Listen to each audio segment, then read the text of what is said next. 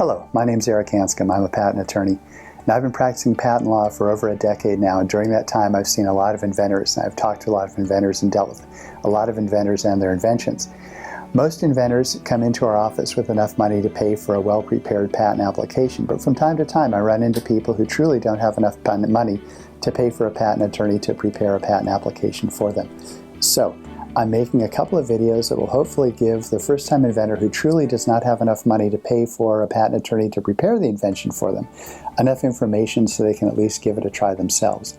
However, as a disclaimer, this video does not create any attorney-client relationship or privilege between me, the speaker, and you, the viewer. And I must say again, I highly, highly recommend you do not prepare your own patent application. Again, over the last decade, I've seen a lot of inventor-prepared applications. Very, very few of them have ever issued as patents, and those that did usually had at least one fatal flaw in it. But again, I understand that sometimes you just don't have enough money to go through and hire a patent attorney. So for you, I've prepared these videos. I hope you enjoy them.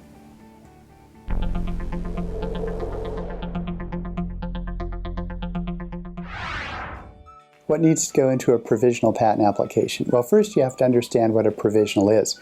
Some people think that if they file a provisional patent application, it becomes a patent and gives them enforceable rights. Not true.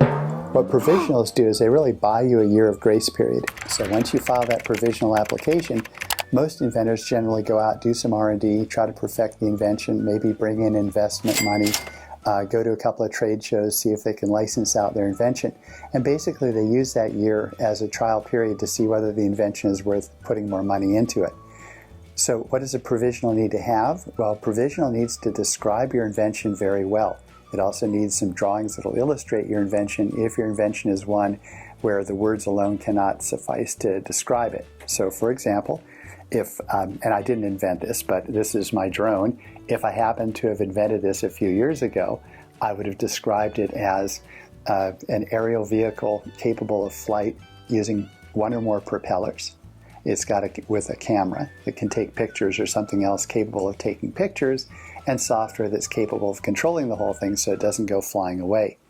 Now, when I say the provisional has to be well written, let me explain that. The provisional has to provide what's called support for any later filed utility patent application. The goal here, if you have a well-written provisional, is that the provisional holds your spot in line for a year. And during that year, again, you basically build your invention up, perfect it, get it ready so that you really can start making some money on it, and then before the year expires, you have a utility patent application drafted that claims priority back to the provisional. The problem is, if your provisional is written poorly, you can be denied that earlier filing date, which, especially after the Patent Reform Act, can have some very serious consequences. So, for example, if your provisional is not prepared well, the examiner can deny the earlier filing date. If you file a provisional on this quadcopter here saying something that can fly that has a camera on it, you're not going to be able to claim priority because it really doesn't describe this in adequate detail for the examiner to think that when you file a utility patent that describes this perfectly, that you had in mind during the time you filed the provisional exactly what the invention was going to turn into. So again, the provisional has to be written well.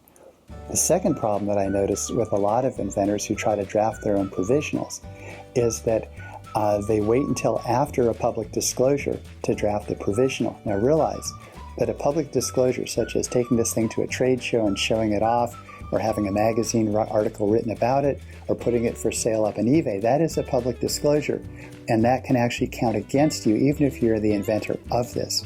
So if you keep those things in mind, you have a chance of being able to succeed with provisionals. I'm Eric Hanscom. Are you protected?